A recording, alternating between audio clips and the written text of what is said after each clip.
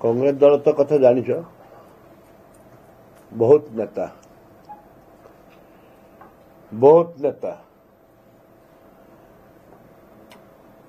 जे लड़ुथिबा कांग्रेस दल पाए ताको प्राधान्यता देवाटा कम बोलिक मु भाविलिनी लोक कहते मु भावुनी किंतु जहा जना पड़ुचे निश्चित भाव में कांग्रेस दल भल कर को टिकट बंद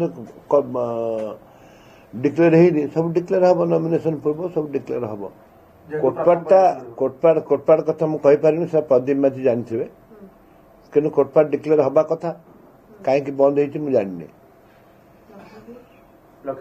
लखीमपुर कथा मुझे कहीपरि कौन है कौन ना रिपोर्ट कौन दे कौन ना जानी आमर आप प्रदीप माझी को पचारे कहे से सब से दायित्व से वर्किंग प्रेसिडेंट हिसाब से प्रदीप माझी होती आमर से नेता से जहाँ को चाहती टिकट दिखती जहाँ को चाहती टिकट काटती मो कथा रहा मत जना पड़नी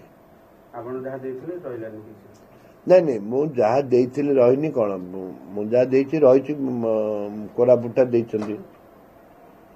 गोटे कोरापुट मो कथार गोटे कोरापुटा मु तालिका फालिका मुझे बहुत तालिका चाहे कौन अच्छे से कथा नुह कथा हूँ मोर जो निर्वाचन मंडली आम जो पार्लियामेंट सेगमेंट मु प्रदीप बाजी पार्लियामेंट सेगमेंट पूरी जेहेतु सी मत कह विषय मु वर्किंग प्रेसिडेंट अच्छी से जिला मान दायित्व अच्छी मु जहाँ ऑन प्रिंसिपल मु पॉलिटिक्स करने चाहे मु पचारि मु कम प्रिंसिपल बाहर अच्छी ना कौन आप जानते कोटपाड़ बंद करवाटा किसी जस्टिफिकेशन नहीं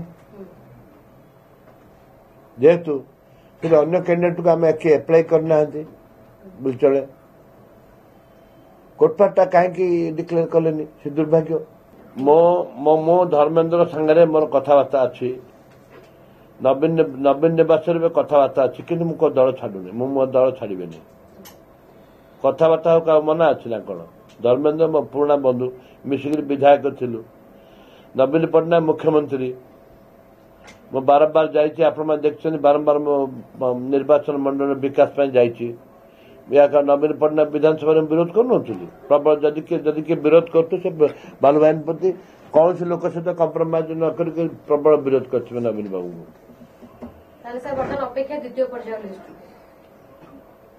निश्चित भाव में अपेक्षा अच्छे स्वागत कर रविनारायण नंद ना डिक्लेयर है मुझे मान जरिए मुझे स्वागत करुच्ची लड़े निश्चित भाव में हम लड़े की भालू भाई प्रति डरेनी जो दुर्नीति विरुद्ध लड़े कर जीवन सारा आसी से दुर्नीति विरुद्ध लड़े करी गोटे प्रश्न जे काली जो भाव गोटे इंटेलिजेंस रिपोर्ट बाहर को प्रकाश पाइला जे मुख्यमंत्री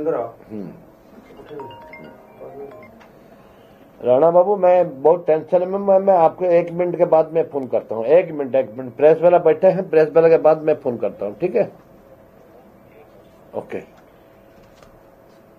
काली गोटे इंटेलिजेंस रिपोर्ट बाहर को प्रकाश पाइगला जे पुलिस केमती दलीय कर्मी भाव कार्य कर गोटे मुख्यमंत्री कोठी प्रार्थी हेले ठीक हे ताकू नै कि इंटेलिजेंस रिपोर्ट